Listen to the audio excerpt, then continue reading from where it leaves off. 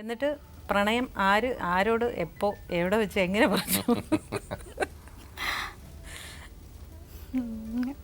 ആരാ പറഞ്ഞെന്നുള്ളത് ഒരു ഉറപ്പില്ലേ? എന്നോട് ഇങ്ങോട്ടാ പറഞ്ഞത്, പക്ഷേ എങ്ങോട്ടാണ് പറഞ്ഞത്, പക്ഷേ പറഞ്ഞ അത് അത്ര സീരിയസ് ആയിട്ടല്ല പുള്ളിക്കാരൻ അത് പറഞ്ഞത്, ഫോണിലൂടെയാണ് പറഞ്ഞത്. ആര്? പുള്ളി പറഞ്ഞു? പുള്ളി പറഞ്ഞു. അതും തമാശയായിട്ടാ പറഞ്ഞല്ലേ? ആ, തമാശയായിട്ടാ പറഞ്ഞത്. അത്ര സീരിയസ് ആയിട്ട് തോന്നുന്ന രീതിയിലല്ല പറഞ്ഞത്. കുറേ ഇങ്ങനെ കാവ്യഭാവനയും. അന്ന് പുള്ളിക്കാരൻ ഏതോ ഒരു പാട്ട് ആ ലോഡ്ജിലിരുന്ന് എഴുതിക്കൊണ്ടിരിക്കുക. അപ്പോൾ എന്നെ ആ പാട്ട് പാടിയൊക്കെ കേൾപ്പിച്ചു. അപ്പോഴതിനകത്ത് ഒരു പ്രണയ നദി ഒഴുകുന്ന അങ്ങനെ ഒരു ഭാവനയുണ്ട്. അപ്പോഴേ എന്നോട് പറഞ്ഞ ഇതേപോലെ എൻ്റെ മനസ്സിന്ന് ഒരു പ്രണയ നദി ഇങ്ങനെ ഒഴുകി കുമാരപുരത്ത് ഇപ്പോൾ ഇങ്ങോട്ട് വന്നുകൊണ്ടിരിക്കുകയാണ്. കുറച്ച് റൊമാൻറ്റിക് ആയി കേട്ടോ. അപ്പൊ ഞാൻ പറഞ്ഞു അത് കുഴപ്പമില്ല, ചേട്ടൻ്റെ മനസ്സിന്ന് ഒഴുകുന്ന നദിയല്ലേ, അതൊഴുകി പോകട്ടെ. അന്ന് ചേട്ടൻ വിളിക്കുമോ? ഏജ് ഡിഫറൻസ് ഉണ്ടല്ലോ, അപ്പൊ ബഹുമാനക്കുറവൊന്നും എന്നോട് ഇല്ല. പിന്നെ ഞാൻ പറയുന്ന ആള് സീരിയസ് ആണ്, ചുമ്മാ വല്ലതും പറയുന്നതാണോ എന്ന് അവള് വിചാരിച്ചെന്നുള്ളേ ഉള്ളൂ. ഞാൻ കണ്ടു കഴിഞ്ഞപ്പോൾ ഞാൻ അവളോട് പറഞ്ഞു ഞാൻ കല്യാണം കഴിച്ചോളാം, ഇത്രേ ഉള്ളൂ. ഉടനെ അല്ല, അമ്പലത്തിൽ വന്നപ്പോ പറഞ്ഞല്ലേ, അന്ന് തന്നെ ഞങ്ങളിങ്ങനെ സംസാരിച്ചോണ്ട് അങ്ങോട്ട് പോയപ്പോ ഇങ്ങനെ ഡിഫറെന്റ് ഓരോ കാര്യങ്ങൾ എന്തായാലും കല്യാണം കഴിക്കണല്ലോ. അതിന് മുമ്പ് ആരെങ്കിലും പ്രണയിച്ചിട്ടുണ്ടോ? പ്രണയിച്ചിട്ടുണ്ടോ എന്ന് ചോദിച്ചാൽ അത് കറക്റ്റ് അല്ല, എങ്കിലും കുറെ പേർക്ക് പറഞ്ഞിട്ട് പറഞ്ഞിട്ടുണ്ട്. കോളേജ് ഞാൻ കോളേജ് പഠിക്കാൻ പ്രണയിച്ചിട്ടില്ല. കോളേജ് പഠിത്തം കഴിഞ്ഞ ശേഷം കുറച്ച് സമയമൊക്കെ ഉണ്ടല്ലോ, അപ്പോൾ ഈ പഠനം ഇല്ലാത്ത സമയത്തൊക്കെ അങ്ങനെ ആ ടൈമിലൊക്കെ അതൊക്കെ പിന്നെ അത് കാര്യമായ ഒരു സീരിയസ് ആയ ഒരു കാര്യമൊന്നുമല്ല. പിന്നെ അതിൽ വേറൊരു കാര്യം ഉണ്ടാവും, കാരണം തൻ്റെ കവിതകൾ ഇഷ്ടപ്പെടുന്ന ഒരു വ്യക്തി എന്ന് പറയുമ്പോൾ നമുക്ക് കുറച്ച് കംഫർട്ടബിൾ ആയിരിക്കും നമുക്ക് ലൈഫിൽ കവിതയുമായിട്ടൊരു ബന്ധം. പിന്നെ ഇവളെക്കുറിച്ച് ഞാൻ അന്വേഷിച്ചിട്ടുണ്ട്. ഇവളെ ഞാൻ കാണുമ്പോൾ അന്വേഷിക്കാതെ അല്ല, ഉള്ള അച്ഛനും അമ്മയൊക്കെ അറിയാം. അച്ഛൻ കവിതയ്ക്ക് എഴുതുന്നൊരു അസുഖമുള്ള ആളാണ് എന്നൊക്കെ ഇവള് പറഞ്ഞെന്നെ അറിയാം. അപ്പം അങ്ങനെയൊക്കെ അവൾക്ക് കവിതയോട് അങ്ങനെ എഴുത്തിനോടുള്ള താല്പര്യം വരും. പക്ഷെ ഇവളുടെ അച്ഛൻ ചെയ്ത പരിപാടി എന്താ വെച്ചാൽ ഇവളെ കേരളത്തിൽ അറിയപ്പെടുന്നൊരു മനഃശാസ്ത്രജ്ഞനെ കൊണ്ട് കാണിച്ചു വെക്കെന്തോ അസുഖമുണ്ടെന്ന് എന്നെ കണ്ട ശേഷം ഇഷ്ടപ്പെട്ടിട്ട് അതല്ലേ, എന്നിട്ട് ചികിത്സിപ്പിച്ചു.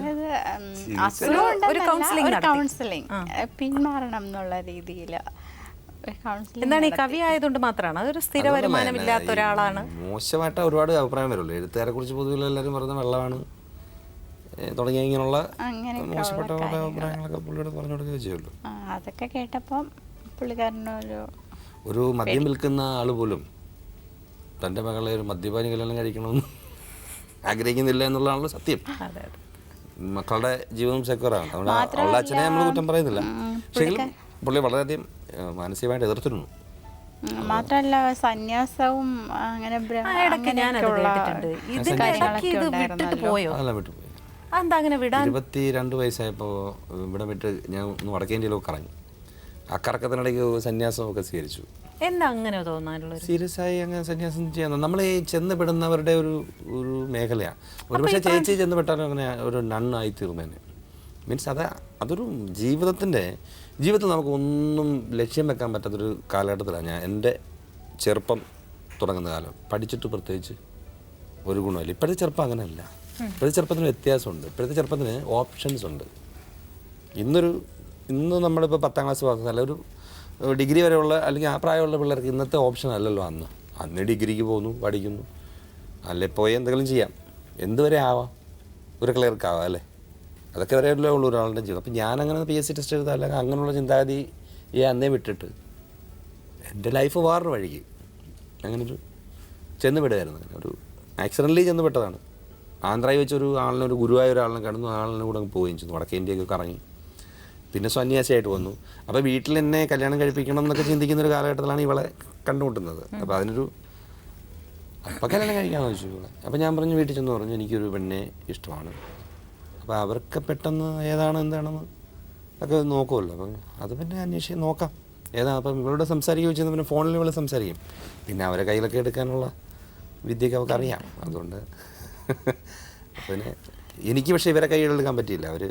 അവരെ പിന്നെ നമ്മൾ കുറച്ച് ഇവളുടെ കരച്ചിലും ഒക്കെ കൊണ്ട് അവർ അലിഞ്ഞൊക്കെ വന്ന് എന്നിട്ട് വീട്ടുകാർ തന്നെയാണോ കല്യാണം നടത്തി തന്നത്? നടത്തിയില്ലാരും. ഒളിച്ചോടി പോയോ? ഒളിച്ചോടിയില്ല, ഒളിച്ചോടാൻ പുള്ളിക്കാരന് ഇഷ്ടമല്ലായിരുന്നു. എവിടെ ഒളിച്ചോടുന്നത് നമ്മൾ? എങ്ങോട്ട് ഓടാനല്ലേ? നമ്മൾക്ക് ഇഷ്ടമാണ്, നിങ്ങൾ നടത്തി തരാൻ പറ്റുമെങ്കിൽ നടത്തി തരിക, പിന്നെ നടത്തി തന്നില്ലെങ്കിലും നടത്തും. തന്നില്ലെങ്കിൽ നടത്തും അത് പറയും ഞാൻ, അതങ്ങനെയാണ് ഞാൻ. അതിനെല്ലാം കണ്ടപ്പോൾ എനിക്ക് തോന്നി അത് പറയും എന്നുള്ളത് എനിക്ക് മനസ്സിലായി. അത് പറഞ്ഞു, നടത്തി തന്നല്ലേ നടത്തും, ഞങ്ങൾ നടത്തും. അതിന് നിങ്ങളുടെ ആവശ്യമില്ല. ഹേബിയസ് കോർപ്പസ് തുടങ്ങി നിയമമൊക്കെ പറഞ്ഞു, നിയമമൊക്കെ അറിയാമല്ലോ. എന്നിട്ട് അത് കൊടുക്കാൻ വേണ്ടി ഇവളെ കൊണ്ട് ഞാൻ കത്ത് വരെ എഴുതിച്ചു. എന്നിട്ട് ഹേബിയസ് കോർപ്പസ് കൊടുക്കണേ എന്തെങ്കിലും ഒരു തെളിവ് വേണ്ടേ? അച്ഛനൊട്ടും സമ്മതിക്കില്ല എന്ന് പറഞ്ഞു. ആദ്യം എൻ്റെ വീട്ടുകാരെല്ലാം സമ്മതിച്ചായിരുന്നു. ഇവർ അനുജൻ്റെ വീട്ടിലോട്ട് ചെന്ന് നോക്കിയപ്പോൾ അവിടെ ഈ സന്യാസത്തിൻ്റെ ഈ ഹോമകുണ്ടവും കുറേ ഫിലോസഫിക്കൽ ബുക്സും, പഴയ വീടാണ്, പഴയ അറയും നിറയുള്ള വീട്. അപ്പോൾ ആ വീടിനകത്ത് തന്നെ ആകെ ഒരു ഡാർക്ക്നെസ് ഉണ്ട്. നമ്മൾ ഈ സിറ്റിയിലുള്ള വീടുകളെല്ലാം നിറയെ തുറന്ന ജനലുകളൊക്കെ ഉള്ളതല്ലേ, ആ വീട് തടി കൊണ്ടുള്ള അറയും നിറയുള്ള വീടാണ്. അപ്പോൾ ആ ഡാർക്ക്നെസ് ഉണ്ട്. പിന്നെ ഇതേപോലെ ഹോമകുണ്ടം, അതുമായിട്ട് ബന്ധപ്പെട്ട് ഒരുപാട് ഈ അമ്പലവാസികളുടെ രീതിയിലുള്ള ഒരു ലൈഫ് സ്റ്റൈലും ഒക്കെ. അപ്പോൾ ഇത് കണ്ടപ്പോൾ എൻ്റെ ഒരു വല്യച്ഛൻ പറഞ്ഞു, നിൽക്ക് വാക്ക് കൊടുക്കാൻ വരട്ടെ, നമുക്കൊന്നും കൂടി ഒന്ന് അന്വേഷിക്കണം, ഇതെന്തോ ആണ് സംഭവം. പിന്നെ ഇവർ വന്നിങ്ങനെ ഇവർ ഓരോ ഡിസ്കഷൻ വെച്ചപ്പോൾ ഓരോരുത്തർക്കും ഓരോ അഭിപ്രായം.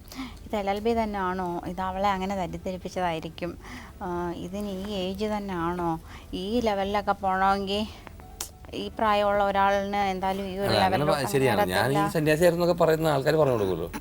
ഈ അന്വേഷിച്ചു തേർഡ് പാർട്ടിയോടായിരിക്കും അന്വേഷിക്കുന്നത്. അപ്പോൾ എൻ്റെ നാട്ടിലെ പഞ്ചായത്ത് മെമ്പറോടാണ് അവർ അന്വേഷിച്ചത്. അവർക്കെതിരെ രൂക്ഷമായ എന്താ പറയുക, ഇലക്ഷന് അവരെ തറപറ്റിക്കാൻ വേണ്ടി ഒരുപാട് ശ്രമിച്ച ഒരാളാണ് ഞാൻ. അപ്പം എൻ്റെ കാര്യത്തിൽ അവർ നല്ലത് പറയില്ലല്ലോ. അപ്പം ഇങ്ങനെയൊക്കെയുള്ള പ്രശ്നങ്ങളുണ്ട്. അപ്പോൾ അവർ പറഞ്ഞു അപ്പോൾ കല്യാണം എന്ന നിലയിലായിരുന്നു ഒരിക്കലും നടക്കത്തില്ല. കാരണം അങ്ങനെ നടക്കത്തില്ല, കാരണം അവർ അന്വേഷിക്കുമ്പോൾ ഒരു കുറ്റം വരുമല്ലോ. അപ്പം സാമാന്യഗതിയിൽ നടക്കത്തില്ല. അല്ല, ഏത് വീട്ടുകാർക്കും തോന്നുമ്പോൾ ഒരു ഇംപ്രഷൻ ഇല്ലെങ്കിൽ അങ്ങനെ. അപ്പോഴച്ഛൻ തീരെ സമ്മതിച്ചില്ല.